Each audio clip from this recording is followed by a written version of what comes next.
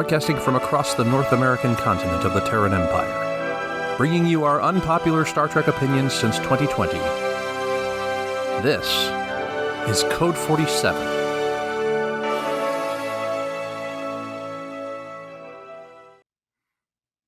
We are back yet again. It is the Code 47 podcast on the Secret Friends Unite podcasting network. This is episode 55. This is the beginning of a strange and wonderful new journey. Rich, heard from him just this morning, is on his way to his annual pilgrimage down to Orlando for the Nights of Terror, whatever. And this guy, who is this guy who's talking? What? Oh my God! I'm joined again by Rich's right hand man, Paul Moderman, who's been on this show before, but he is going to be hanging out with me for the next month. For 4 episodes, and we've got kind of some strange and crazy weird stuff going on. So Paul, give us a hello first and foremost. Hi. Good to hear from you.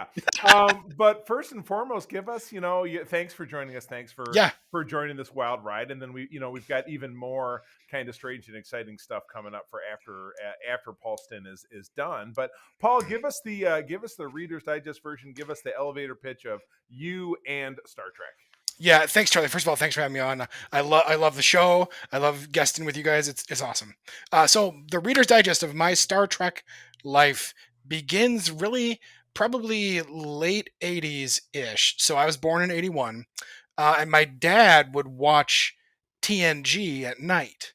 And every now and again, I could stay up late enough because it was on like syndication or whatever. Yeah. Like 9:30, 10 o'clock or something like that. And every now and again, I would stay up late enough and I could see he'd make his special popcorn, and then we would watch TNG. And of course, since it wasn't consistent, I couldn't do it every time.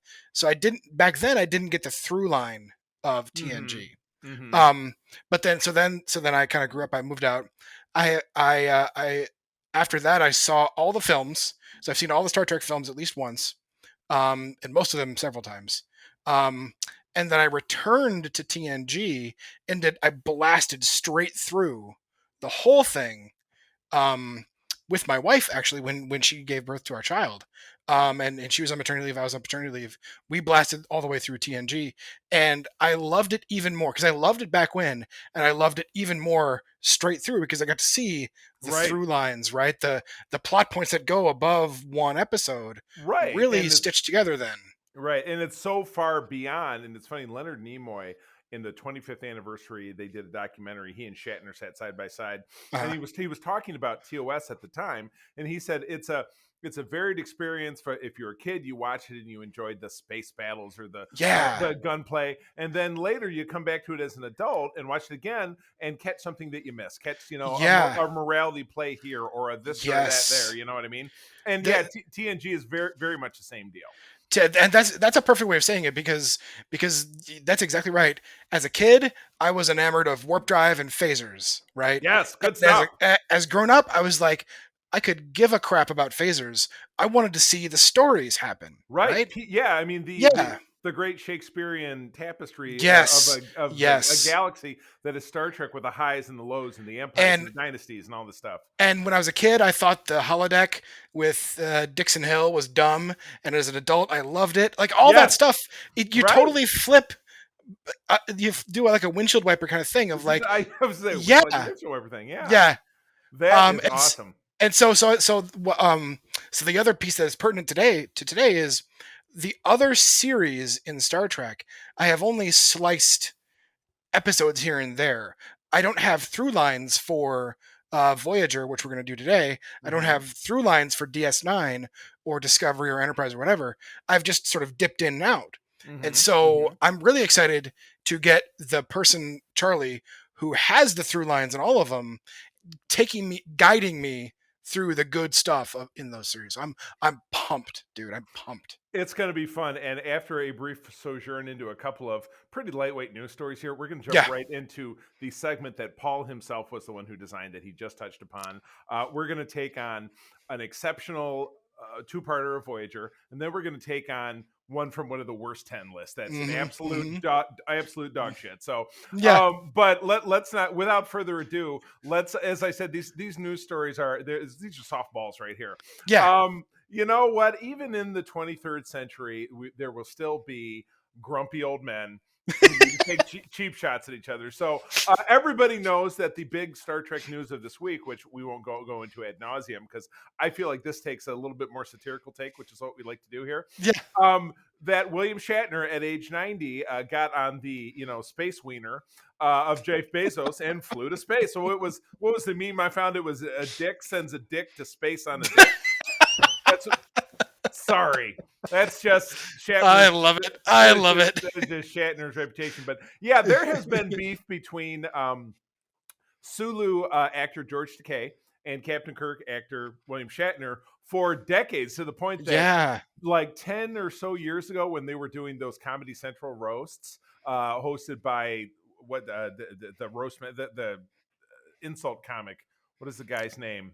There's like Jeff Ross, and there's Jeff Ross. Thank you. And Yeah. Lisa Lampanelli. And so they did one of Shatner, and Takei was absolutely a guest host on that, and it just absolutely merciless. So I mean, who's to say? And again, maybe this article is a little bit more illustrative of why there has been just a blood feud between these two guys. I mean, Takei is going on to say things like he's boldly going where other people have gone before. He called Shatner a guinea pig. He said he'd be a great specimen to study, although he's not the fittest specimen of 90 years old. I mean, just meow. And this was great. I mean, and the if you're a Takei fan, or if you're on that side of the equation there, it's actually it's one of those things where the feud plays into the Bezos and Shatner crowd, right? Because it puts the spotlight on Blue Origin going into space, right? So if you're Takei, my advice to you is this is coming from a nobody who is not famous, so take it as you will, George.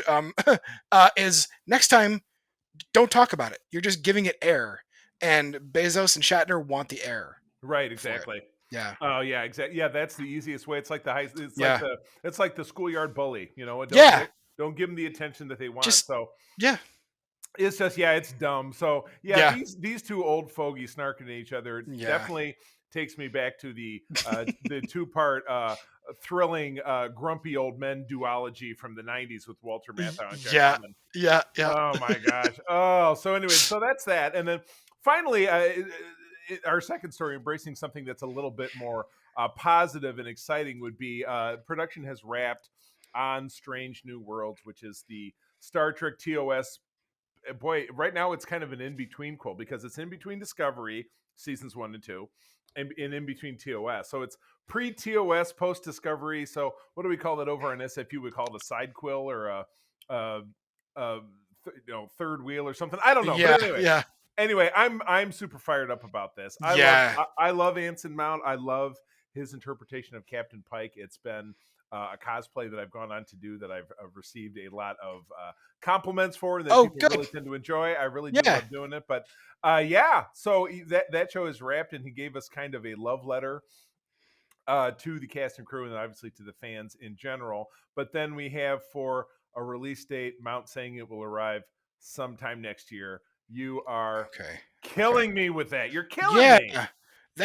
I mean, like, don't even tell me that you're wrapped if you're not gonna go for another 6 months or whatever. Oh, I mean, they know they're just jerking us around, and it's just kind of a bummer. So I'm filled with kind of a hateful excitement after reading this, because I'm really fired up for the show, because I love the Discovery, I love the kind of the Discovery born aesthetic of the 2250s Enterprise, and I like the interpretations of the character. I love Ethan Peck's interpretation of Spock. It makes me feel a little bit better about shoving aside Zachary Quinto as Spock, which did nothing for the character. Decided to turn it on its ear and make it something that it wasn't. So so this is pretty righteous. Now, have you been all the way through season 2 of Discovery and seen kind of the Captain Pike? Discovery is the same slice, dip in, dip out for me too. So right. And again, it would be difficult for us to do what we're doing here with Discovery, because it's one of those that, because in modern story parlance, you have a season that's just, you got to watch the whole thing. So it's just not very episodic. So so I would certainly encourage you, when you have the opportunity to give that a stab.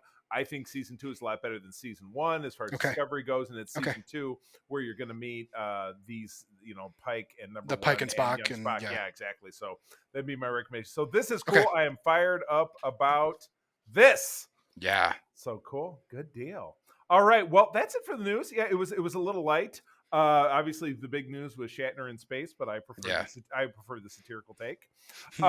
So with that, we move on to the Paul driving the bus episode, segment 2 of what he is dubbed Charlie the Star Trek Sherpa. That's the me. Star Trek Sherpa, and this is like Charlie's been to the top. He's been to the top multiple times. He knows the route, and I'm like some rich prick from America coming into wherever and paying a boatload of money for the Sherpa to take me up to the top of Everest here, right? So this is what we're doing here, as Charlie alluded to before. Is Charlie is hand selecting, hand curating episodes for me from the series that I haven't been deeply into. So today we're doing Voyager, and Charlie has picked a two-parter as the exemplary Voyager, and a singular episode as the garbage bin of Voyager. like they say over on the Weekly Planet, which is an Australian podcast I love. Throw it in the bin, mate. Yeah. So the episodes on the good side is the season 3 finale and season 4 premiere of Voyager, the Scorpion parts 1 and 2, and the garbage bin one, the bad one, is in the kind of the middle end of season 3, called Favorite Son. And my suggestion is, let's do the good ones first, Okay. and then let's take out the trash, as it were. All right. With the bad one. All righty, bro. Yeah. Cool. I will read the very brief summary of part 1. And then it's you. And when you wrap up, I'll read the summary of part 2, and then it's you. And if you have, I think probably format wise is if you have actual questions that come up, I'll jump in. But other than that, I want to hear from the uninitiated. I definitely want to hear your input. So, okay, part 1 of Scorpion, again, end of season 3. This would be the spring of 1997, if I'm not mistaken. Part 1, upon entering Borg space, Voyager encounters an alien race even more powerful than the Borg and bent on destroying all life in the galaxy, leading Captain Janeway to enter into an alliance with the Borg in order to defeat them. Ooh, scary, spooky, the Borg. Yeah, and so so what's good about this is, of course, since TNG is my completionist series, I have the TNG perspective on the Borg, right? Mm-hmm, so you've got the series premiere, of course, and you got Wolf 359 and all that kind of stuff. Is like, that's packed in my head. Borg, where Hugh shows up. Yeah. Several little lots of Borg like flavoring is in TNG. This one is great. So can I drop a couple of Voyager questions at your feet first? Fire away. So because I've seen Voyager and I sort of know the premise, right? They get sort of transwarped out of the Alpha Quadrant into the Delta Quadrant. Yes, yeah. There was in the first episode of Voyager, which I would recommend, and it might even come up as our other selection. I haven't decided yet, but there was an alien race called the Nacine, or the Caretaker, as it's come to known, that is in the Delta Quadrant that is dying. And they're like, we need to reproduce in order to survive, so that we can continue to be the caretaker for this race called the Ocampa that lives underground on this nearby planet. So they use this graviton wave in all over the universe, all over the galaxy. But in the Alpha Quadrant, it's in the Badlands, which is near DS9. It's where the Maquis live. Now, it probably means nothing to you, but the Maquis are freedom fighters fighting for independence against the Cardassians. Okay, and what we do is, when the episode starts, we see a Maquis ship escaping from a Cardassian. They get snagged by this wave. They get sucked in. A couple weeks later, Voyager, assigned to find them, goes to the Badlands, also gets sucked in. The two crews end up having to work together to escape. The Maquis ship is destroyed. The Maquis crew joins Voyager. Thus, we have a series. They're then 70,000 light years, or 75 years from home at maximum warp. So we then have the premise of the series, which is we're going to get home by taking a straight line home, and hopefully we'll find a shortcut, or we'll this and that. But they're their only ship in the Delta Quadrant. They're totally on their own. Thus, the Okay. premise of the series. Yes, there you go. So my question then is, as regards the quadrants, is it simply that there are 4 pizza slices of the galaxy? Correct. Is Yeah, that how it goes? Okay. four big pizza slices. Alpha. Well, it's funny. You can see it if you can look behind me. Can you Oh, see? Can you see? In your the video is a little choppy, but yeah, okay. Okay. In the lower left-hand corner of this, there is, yeah, you're absolutely, it's quadrant system. So if you can see my hand, lower left hand is Alpha Quadrant. Yep. Only a little tiny portion of it is the Federation. Yep. Voyager gets dumped all the way All the way all the way to across. the northeast, to the Okay. very edge of the Delta Quadrant. Okay, so there, and it's funny, you can't really see it, but if you follow my fingers here, this is the route that Voyager has to take to get home. So Sure. this will not at all be helpful for anyone who doesn't watch our YouTube channel. So sorry about that. Yeah. Sorry, guys. Just imagine it's a pizza, and they started on one and got gravity waved to the opposite slice from Yes, their slice. just think about a diagonal line. They went from southeast to northeast, and they have to go back. Yeah. Okay. So thank you for that, because so that helps me geographically plant the things here.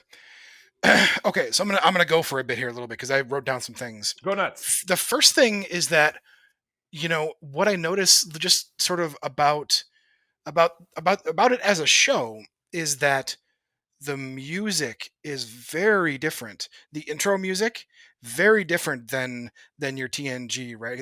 Oh yeah. TNG again is the one that's stuck in my head, and this one has a little more pensive but also soaringness to it, right? TNG has it's like a little snappy, actiony kind of quick paced, and Voyager has it's like slower, a little more orchestral a little bit, but also like soaring a little bit more too. And I really like that because in my head, again, being like small time aware of Voyager, Voyager's a great name for what the series is because they have a hell of a long way to go, and they don't know what they're going to do, and they don't know what they're going to see, and so you have to be a little more watchful and cautious, and sometimes, just like in this 2 episodes, you have to sort of thread a needle sometimes too, right, between like scary things around you and the way home.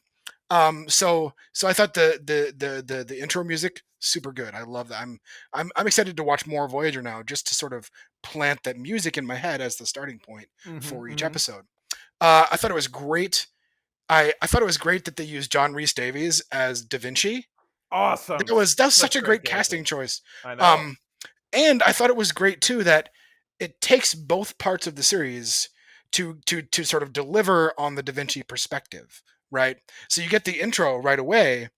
Or I think actually technically the first thing you see is, I think they did a great job of introducing this, because the first thing you see is the cubes just getting shattered, right? Right. They get blasted. Like 40 seconds, and you see 2 cubes coming in. Typical Borg perspective. We are the Borg. You will be assimilated. Existence as you know it is ever.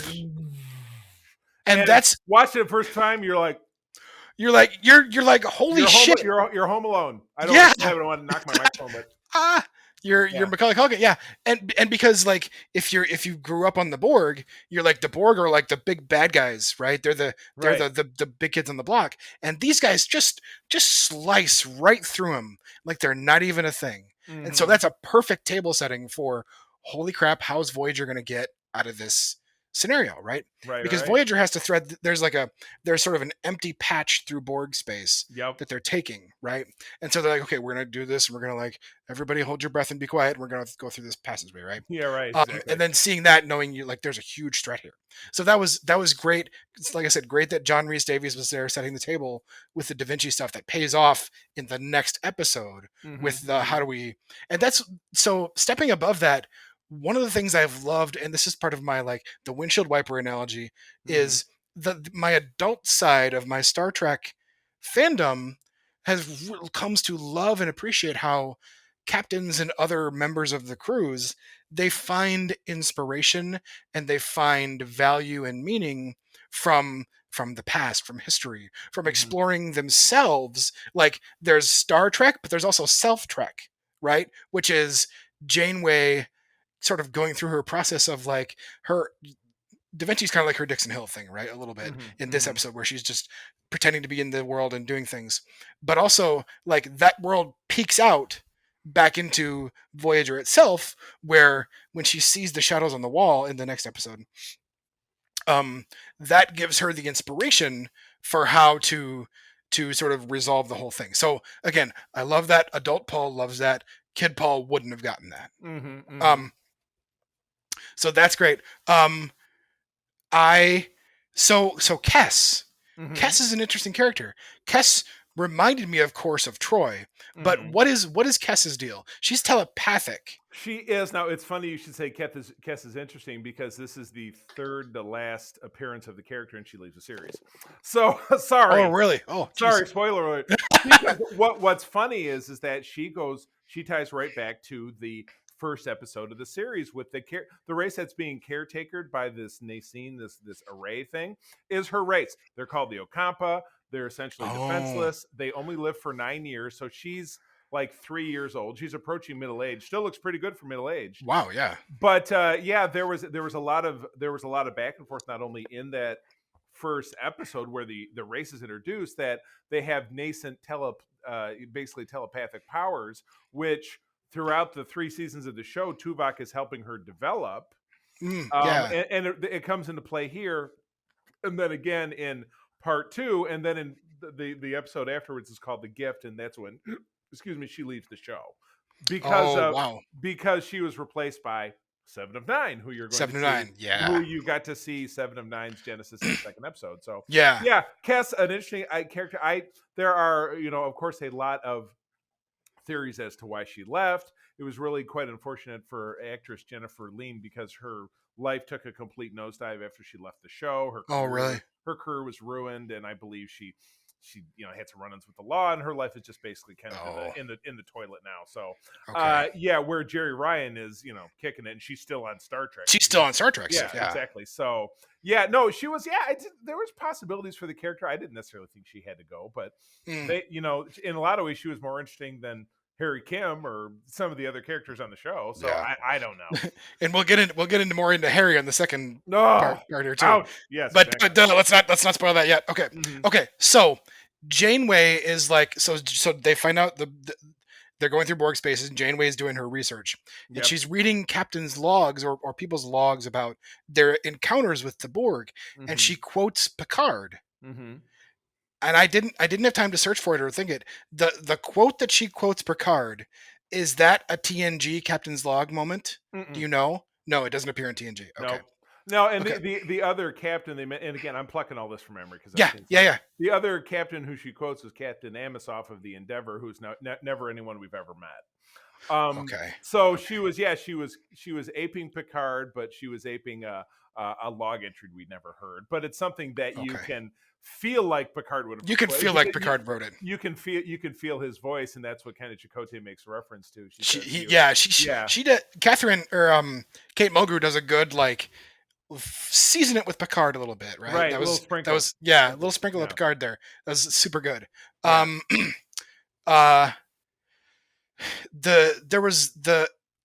didn't feel like I got it. So right after that, or soon after that, Cass had one of her sort of telepathic experiences, right? And there's the pile of Borg parts. Ouch! Which was like gross. Right. But what I didn't capture was there a reason that there was that 8472 had made a pile of Borg parts? No. And again, that's something that later on, when the away team with Chakotay and Tuvok and Harry, they go to the 8472, the swarm. Those had a specific name. Wasn't the swarm ship, it was the bio ship. The bio ship, yeah. Well, no, they're on the Borg cube, and Harry just stumbles upon it, and I don't know. That's weird, and you're right. It's not touched upon again, so it's not like they do that because they're gonna eat it or something. I don't know. Yeah, because I got this feeling is it like a weirdo 8472 sculpture? We make a pile of bodies of whatever species we obliterate as we go through. No, that's even darker than I would have expected. So So that I was okay. So there's no good explanation for that. Okay. I wouldn't say so, no. So there's also they're trying to get Torres is trying to teleport, or transport people off the cube back to the ship when they Right. want to kind of get the hell out of there, right? Right. And she's like, "Oh, you know what I can do?" And I think maybe Tuvok helps her a little bit. Is like I can get a skeletal lock on the minerals in their bones. And in my head, anytime there's transporter stuff, I'm like, people, why do you fuck around with transporter stuff? Like, It's I terrifying. I would not want to be like, I think this could work. Energize, right? Like that's Yeah. if you're not sure, leave me where I am Right. and like get a Uh, better lock, or I'll I'll fight my way figure through it it or out. whatever. Yeah, I'm taken right back to Star Trek: The Motion Picture. yeah, exactly. In the when there was a transporter accident, which still ended up Yeah, not making any sense. Like, oh, there's something wrong with the transporter, and it turned these people inside out and beam them. It's like, who would ever use one again in your life if you're yeah. like, all right, I'm standing on line, these two people are in front of me, I'm looking at something on my phone, and then they beam back and they're turned inside out. I would be like, fuck this, I'm out. I'm taking the space shuttle, right, or Yes, whatever. I'm not doing it. Yeah, yeah, I never again in my life will I take a transporter. yeah, Yeah. But then again, everybody seems to be totally cool with, oh, I guess it's an acceptable risk. It's not a big deal. yeah. Oh, come on, man. Guys, whew. Um, so that was, I just was like, okay, guys, don't, why you do that? Um, the so we get the 8472, which is the Borg designation for this series or Right. this species. Um, they want to do a sort of an incursion into our universe, I guess you could call it, and just obliterate all life essentially. What I couldn't grasp their motivation for that. You What was know, 8472's motivation to eradicate life? in the end of it, Kess says, we've polluted their realm, and they want to. In some ways, and you'll find this when we touch upon DS9. There's like the Dominion in that wants it. Well, we want to impose our order on the galaxy. Species 8472 was like, we polluted their realm. They want to expunge our pollution from their reality. But Okay. it's weird because they live in fluidic space. Yeah. So their realm is not our realm. So yeah, it's funny you should say that, because you're giving me a different perspective, because it's kind of like the age old, what's my motivation? When you're Yeah. talking about an actor, because you're right, they didn't really seem to have any, except for the fact that the Borg found their way into their space, and they were like, dude, and they were like, this was a big fuck you to the Borg. Like, Yeah. oh, you want to, it's funny, we're watching April and I are watching The Sopranos right now. So it's Oh yeah. like, oh, you want to fight with me? Yeah, that's kind of a Tony Soprano move right Yeah. there. But yeah, they stuck their big ugly, cube into fluidic space, and 8472 was like, what the fuck do you think you're And doing? got pasted, Yeah, right? Yeah. you're not coming into my yard. Fuck you. Yeah. Now your yard is my yard, so Yeah. I'm going over there. I'm going back to the It big was a mob. It was a mob. I think it was a mob move. I think, you know what? I think that's the new name of this episode. Keep talking. So that's good. I like how it took. So what was great was sometimes I love how titles come about, right? And so Right. this was Scorpion parts 1 and 2, and until Chakotay tells the parable of the scorpion and the fox, I'm like, why is it called Scorpion? Why is it called Scorpion? And then he tells the parable of the Right. scorpion, and the fox, and the scorpion stings the fox, and they both drown. And the scorpion says, "Well, it's just in my nature. I sting things, right?" Right. Um, that was great, and that was kind of, I think that was close to the end of the first episode. Yeah, I Um, think so. Yeah. yeah, and so that was great. That's great table setting for like, okay, now I've got some context, right? And now I have some idea of like, you're dropping some hints of what's going on here. Mhm. And then at the end of the first episode. I wrote this down. I wrote it down in my little notes here. I wrote, "Holy shit, bioship Death Star." Yeah, what? Oh, Right? was it? Yeah, you're. Oh my god, I never thought about it that way. But yeah, Yeah. it goes. It goes. Meow. Yeah, you're They absolutely right. they sort of join their beams into one ship, and then one ship shoots out a mega beam, and it wastes a whole planet. And I was like, I You mean, know what's crazy is that this aired in May of 1997, 20th anniversary of the release of the original Star Wars. How did that work? wow. It's That's, too I mean, weird. That is that's weird.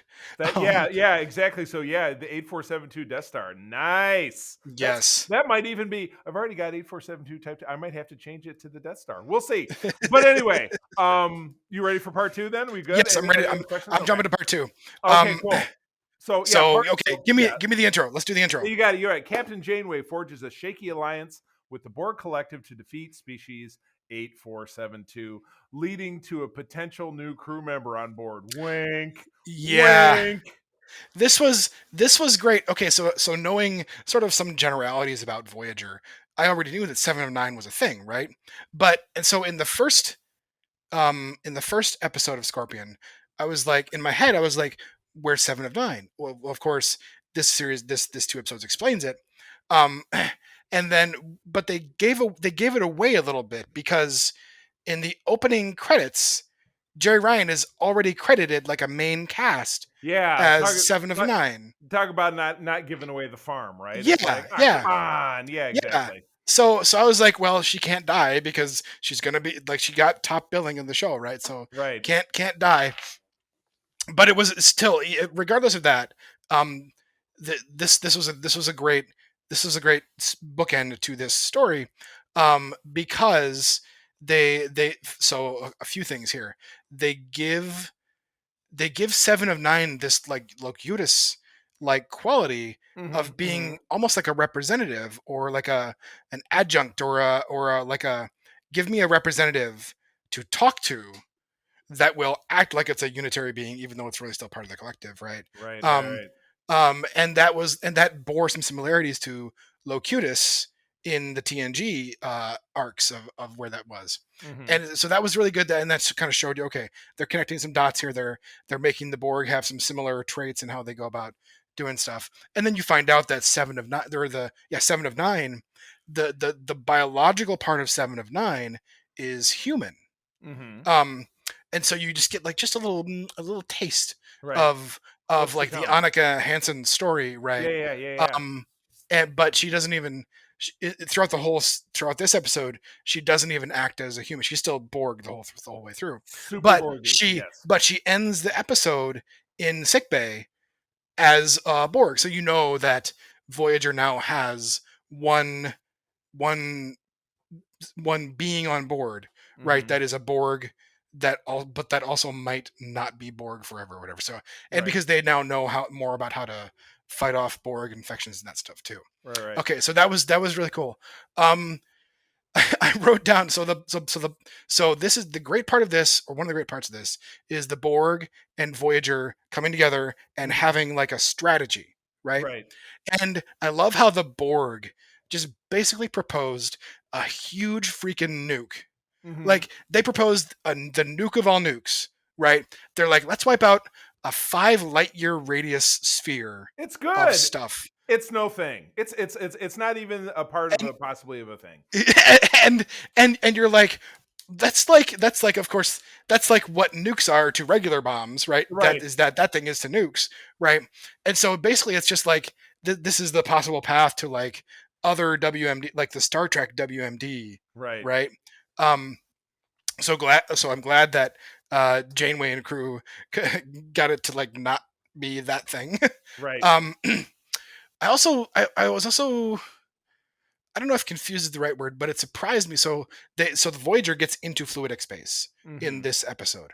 The Borg know how to use the deflector array to open up a portal, more or less, to fluidic space, and so they drop into fluidic space, and Voyager is basically like floating in a sea of goo at that point. And in my head, I was like, how do impulse engines work? Because should Voyager be able to travel through that or not? Like, I don't. Maybe, I guess, I don't know, but like, I mean, it was a curious it's just thought. The impulse, or and then by definition, I'm just trying to remember, even looking at, like, I have a blueprint of the Enterprise D on my episode wall. Oh, sure. And in the 4 corners of the saucer are what they call an RCS, or reaction control thruster, to do like course corrections and this and that. But they can, at the base of the neck of the ship is the impulse engine that just goes a little boop and it just pushes it. But how would that function in the void versus? But in a sea of goo. Yeah, you're right. But then again, yeah, sea of goo. So it's not like it's water; it's a sea of goo. So yeah, that's a sciencey question that I'm sure they would love to avoid. Why So not? so so another great revelation in this episode is that you find out that the Borg started the whole thing. The Borg tried to assimilate 8472. Exactly. So Yeah. they stepped into the yard, and it was like, Yeah. you know what? You're not in our yard. We're going to be in your yard. And And there so, was, to me, it was a great thing too, because like you could almost get this, like, until that moment, for me, you could almost think they're building up like sympathy for the Borg a little bit, right, right? they're victimized. Exactly. Like, Yeah. And then we didn't do anything. I don't know they're what's just going on here. they're just blasting us. What's wrong? And then you find out that the Borg are the pricks who came in and tried to assimilate them, Yeah, right? exactly. So like so you're like, okay, yeah, Borg still bad guys. Okay, gotcha. Mhm. Right. Done. The okay. So then we come to, I think, the culmination of the Scorpion parable, Right. which is two things. One thing is Janeway goes back and talks to Da Vinci again, and Mhm. they have that conversation where Da Vinci's looking at the shadows on the wall, and there's multiple perspectives on the things. It could be Mhm. like a guy, or it could be like Da Vinci says he just sort of gets lost, and different things appear out of the shadows. And I think that's what gives Janeway pause about, because through this whole series, this whole 2-episode thing, her and Chakotay have different perspectives on what they ought to do, because she's like, let's do whatever it can to keep this alliance together, to get there. She's Mhm. kind of like the fox, Right. in the sense that Right. she thinks that they can get across, right? And Mhm. Chakotay is like, the Borg are the scorpion. That's what he's saying, because he's saying the scorpion does want to get across, but the scorpion can't help itself. It's going to want to sting, or in this case, it's going to want to assimilate, no matter what we do. Right. So Chakotay's thing is, if we get the chance, we should fuck off, Right. because Big time. even if we help the Borg, they're just going to assimilate us anyway. Yeah, And exactly. so they do this great plan, which is Janeway. So they kind of talk this out a little bit, and then Right. Janeway appears back to Seven of Nine, and she's like, "Let's go. I have Chakotay in the brig. We didn't see eye to eye, whatever." You're But right. then at the end, they get back into real space, or our Mhm. space, I guess you could say. Right. And Seven of Nine reestablishes subspace contact with the Borg, and Mhm. she's like, "Okay, forget the arrangement. You guys are coming out. We're gonna assimilate you. Here we go." And Yeah, she's right. like, "Beep, beep, Chakotay, execute Plan Omega or whatever, right?" And Well, it's so the plan is called Scorpion. yeah, execute Scorpion, yeah. Yeah. And because the Borg are the Scorpion, it's in their nature to assimilate. They're not gonna not assimilate. Right. And so it takes both. It takes the Janeway and the Chakotay perspective, Mhm. both simultaneously, to bring the whole thing to fruition. Mhm. Chakotay handles when the Scorpion tries to sting. That's when I'm going to do my thing. And Mhm. Janeway says, "Here's Ooh. how we're gonna. Here's how the fox is going to swim across the river once Mhm. we gonna get to the certain thing, right?" So it's this great sort of culmination of the Da Vinci thing Mhm. with Janeway and Chakotay and the Borg all sort of mixing together to sort of tell the parable, but also wrap the story up in a real nice little button, and then Mhm. set the table for some future things. And the Right. great thing too, I thought, was that I think because I think I've seen clips and stuff of later seasons of Sure, sure, Voyager, sure. and I always wondered, why the hell are there Borg things on Voyager? But this tells you why, because they keep the Borg tech on their ship.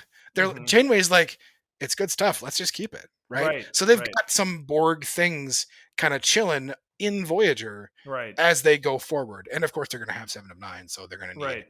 like things anyway. Well, and But there are in later seasons they pick up some like Borg kids along the way, oh, really? and then they're there for they have four of them. Two of them find a home elsewhere, and then there's four of them. Three of them find a home elsewhere, and one of them stays. and he's with them for the rest of the series, and then he actually shows up in Picard briefly to get killed. Oh, really? Okay. Which is kind of a bummer. Yeah. So yeah. that sucks. Yeah, it really was. So, well, cool. All right. So, other Okay. thoughts? Yes. So this was this. So here's my final thoughts. This was Okay. great. It was great Star Trek stuff because it takes you through that journey, that look at the past, look at yourself, and then use those things to solve your problem now. Right. Yes. That sort of Star Trek thread of things. Mhm. And then it had also the perspective of like the collective, the Borg is powerful in a certain sense, but it really showed you why the individual perspective matters. Like weaving those two individual perspectives together Mhm. is what gave Voyager the advantage at the end Right. to still like swim across the river, so to speak. And so it was great. It was great Star Trek stuff. It was great Voyager stuff.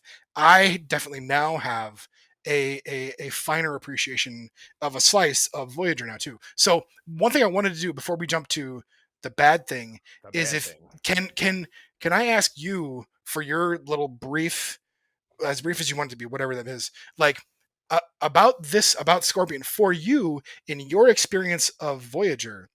What is it about Scorpion that makes this like creme de la creme of Voyager? I would say this is like in any pop song. There's "Take It to the Bridge," so you have that little instrumental part in the middle that gets you from the beginning of the song to the end of the song. It's the middle. It's the middle chapter of a song. So the first 3 seasons of Voyager, while there were peaks and valleys, and this was a great episode, or this was kind of bland. Okay, Sure. Which I feel like at the end of season 3. That's why the producers put their heads together and said, "Look, our ratings are not great.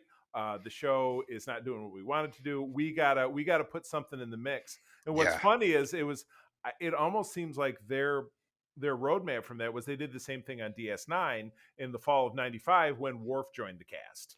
Okay, so that was about a year after the end of TNG.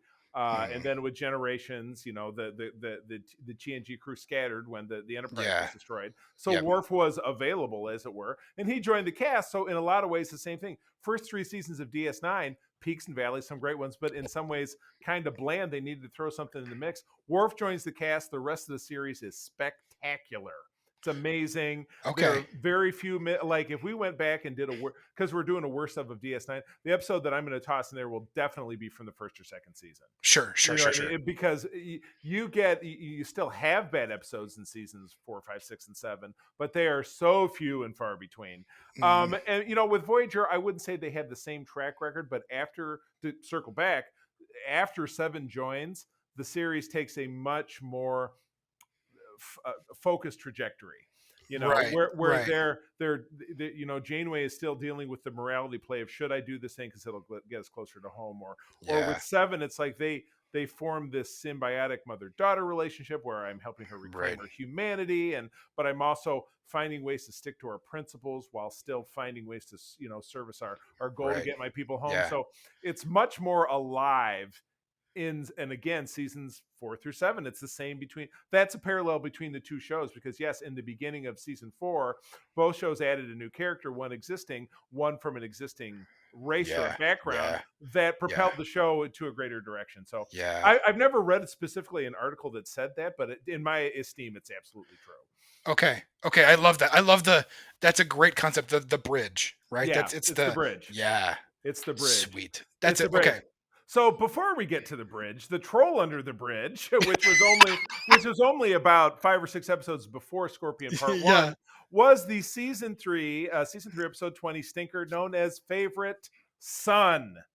Okay, this was Harry Kim, the ensign. The ensign seemingly learns both that he is actually a member of a Delta Quadrant race and that his, air quotes, people want him to never leave his new home. So what do you think about this one? Okay, so let me start some things here. One thing I noticed, and this goes across everything, is like, so the first thing that happens is like they encounter some unknown ship, and the encounter is pretty innocuous, right? They're like, "Oh, hi, we're the blah, and we're cool, and you guys are cool too. Hey, great, let's all be friends." And Harry's like, guys, no, I'm gonna fuck you up.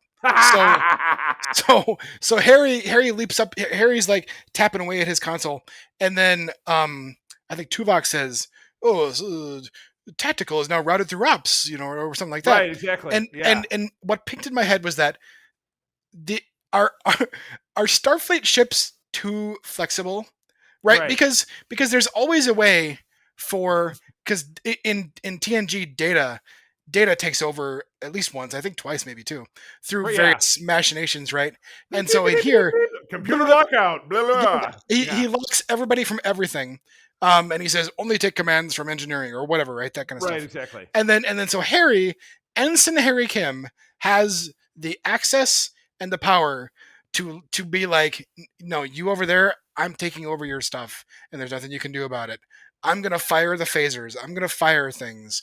I'm gonna raise the shields, and there's nothing you can do. And I'm gonna do it from this console. That is, to me, I was like, that's a design flaw in You Starfleet think? ships. Yeah, Yeah, exactly. That any panel can override any other panel, and there's no yeah, actual security. Yeah, that's bad. But again, it serves for the purpose of facilitating yeah. this otherwise ridiculous plot. Yeah, it facilitates this ridiculous plot, and there's ridiculousness all over in this one, and like even before Harry gets to down to the planet with the lovely ladies all around him, Oh my. um, he Harry. I feel like Harry is too easily convinced to be okay with what he did, because if Voyager was not like stranded in the Delta Quadrant, like honestly, Harry should be court-martialed for that, right? and Like and he for should this completely be, and other yeah, things to follow, because he does a lot of dumb shit, and he never gets promoted throughout the series, and I guess now you know why. now you know why he's ensign the whole way through, Yeah, right? exactly. Because like this is like the of the Star Trek stuff I've seen, except for when Data gets kind of like cooped out a little bit, right? This is the most clearly like disobeying orders, like not only disobeying orders, but like just subjugating and subverting everything about the ship to me, ensign whoever, doing the thing. And then like 5 minutes later, he talks to, I think, the doctor and maybe Taurus, and Mhm. and they're like, he's just like, yeah, I guess it was okay that I did that. No, it wasn't. It wasn't okay that you did that, Harry. Okay, so there's that. I was like, what is going on here? The so that led me to, here's what I wrote down. The next three little bits on my notes were: the humor is off, the directing is off, the story is off, the dialogue is off. Nothing feels, Right. there's a piece of this that doesn't feel like, I get why this is one of the worst ones of the whole thing, because not Mhm. only is the plot itself ridiculous, but a lot of times you have to make actors and characters go through to do a ridiculous plot. You need to have them do and say ridiculous things, and that's Mhm. that's what happened here. Is that all of the characters are saying and doing just either they're either doing dumb things, or they're giving poor justifications for doing things, or they're like mannequin their way through stilted dialogue that's just garbage through the whole thing. Mhm. And so that's this of course is not even to mention the utter absurdity of this lady planet, right? Right. The lady Of planet. like, they get down there and like, I so when they first get in the room with the lady people, Harry is immediately swarmed by the ladies, and they're like, I can't imagine being a director and saying, okay, you four women, you're just gonna go, and this actor right here, just touch him everywhere all the time. Right. It looked so strange, and it was so goony, and so like I was not left with, like, I wasn't left with the sense of like, if the goal was for me as a viewer to be like, wow, that planet is really cool, wouldn't I love to have all these women fawning over me? I'm not left with that, because it's so strange. Like, Right. I I wouldn't want somebody just like up in my business and like touching my face and touching my chest and touching my, just constantly like tentacle suckered to my whatever the whole time. Ugh. No. No. So I wrote down, it creeps me out. All of it creeps me out. And so and Totally. so So the women are just rubbing up on him. Everything creeps me out. And then there's the there's oh God, I can't believe this. There's there's the wedding ceremony, right? Oh, And I yeah. mean, come on, who doesn't see what happens coming from that ceremony? Right. They blindfold and tie the guy up, and then they take him away. That is never the way to No, Paradise Gardens of Pleasure. That is that's not gonna not work out. that's not going to work out for you, buddy. Oh my That's not goodness. what's going to happen. And so when Harry finds the guy later, it has this oh look, it's like the dead guys in Lord of the Rings when they come into Helm's Deep, or not Helm's Yeah. Deep, into the mines of Moria, and there's all Yeah. these dead guys with arrows and rotted out skeletons. That guy, the ladies are like, well, we had to take a lot of material from our mates so that we can mate, and you're like, that's disgusting and awful. So So sexist. there's so it's absurd. And here's the other thing. There's three things, I think, three final thoughts I have on this one. One is this race, the lady race, whatever I forget what they're called. I don't remember either. It really makes a dent.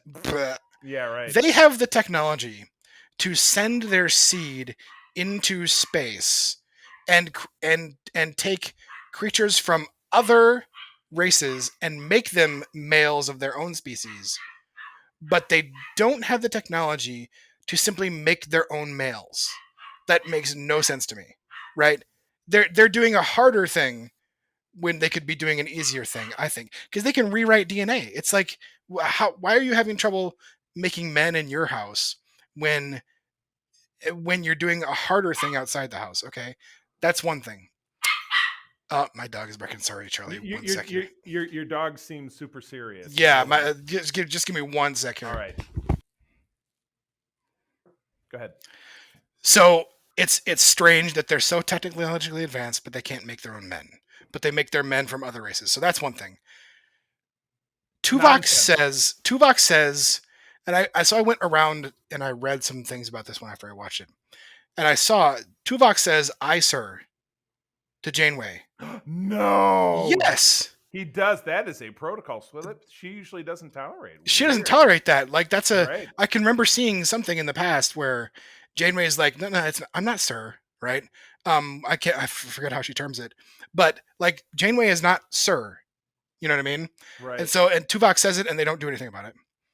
And the other thing is I actually think it would have been better if Harry was this race.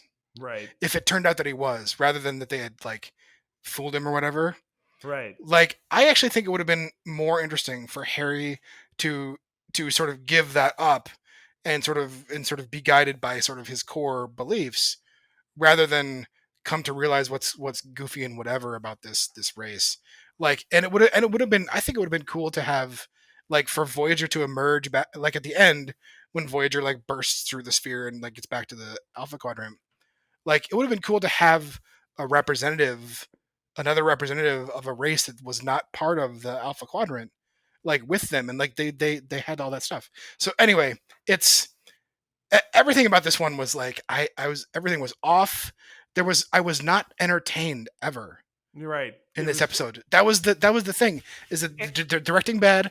Right. Bad directing makes for bad acting. It's not the actor's fault, I think. Right. Yeah. Bad plot and bad script make for bad acting. Again, not the actor's fault, I don't think.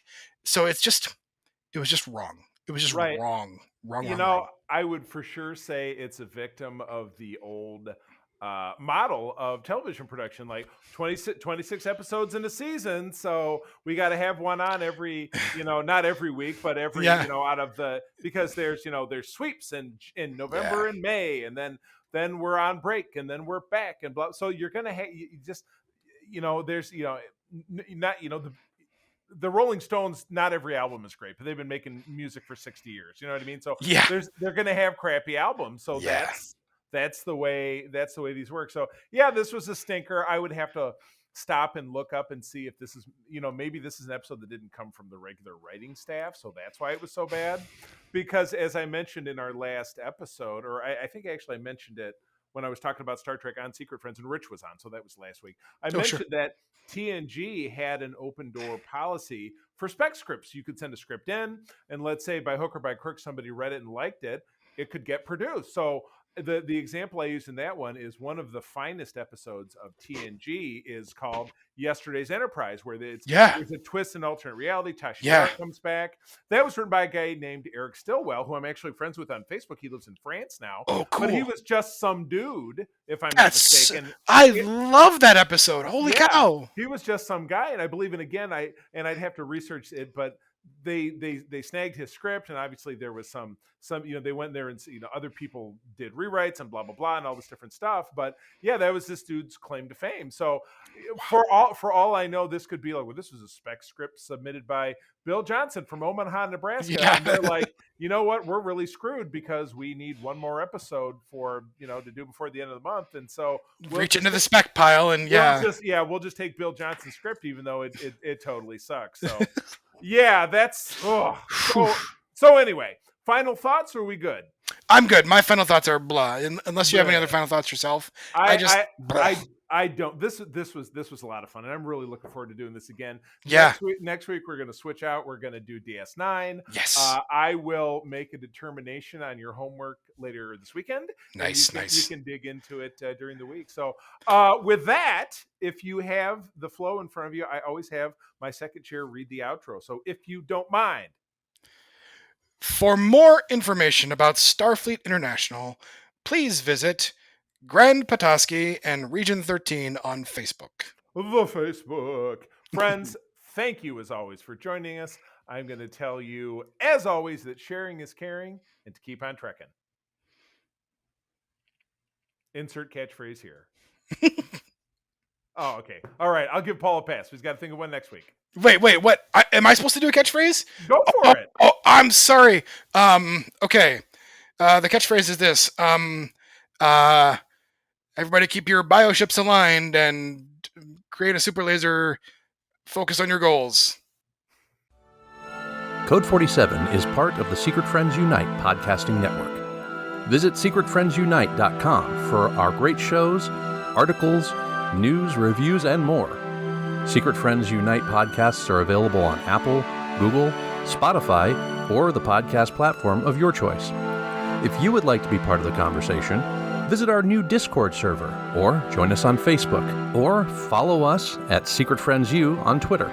Please subscribe to Secret Friends on YouTube, and don't forget to visit our merch store at tpublic.com. Just search Secret Friends Unite. Thanks for listening.